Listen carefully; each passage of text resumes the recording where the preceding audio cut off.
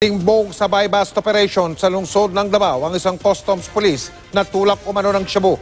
Yung suspect ay may kasama pang estudyante ng high school nang mabisto. Nakatutok si Real Soroche, GMA Davao. Sa loob ng SUV na ito raw ginawa ni Jose Salvador Batu Jr. ang kanyang drug transaction. Nabisto na makabili sa kanya ang asset ng San Pedro Police na nagkunwaring buyer sa ikinasang buy-bust operation. Ang suspect, taga-Anti-Illegal Drugs Task Force ng Bureau of Customs na naka-assign sa Region 11. Nakuha kay Batu ang mga pakete ng hinihinalang shabu, pinaniniwala ang marijuana at cellphone na umano'y gamit niya sa pakikipagtransaksyon.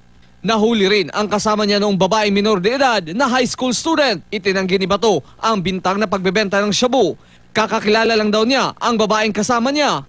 Hindi ko alam kung anong sila nag-usap ng yung babae. Andun lang po ako sa driver's side Ayon naman sa minor de edad, sumama lang siya sa suspect matapos utusan ng isang tao. Pero umamin siyang nasubukan na niyang magshabu noon. Nasa pangangalaga na siya ng Women and Children's Protection Desk. Naharap naman sa kasong drug trafficking at drug use si Bato at posibleng masibak din sa kanyang trabaho.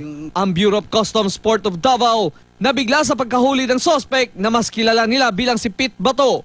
Nito lamang Abril, isinailalim sa drug test ang lahat ng customs personnel sa Davao at wala ni isa noon ang nagpositibo, kabilang si Bato. Lahat ng resulta negative.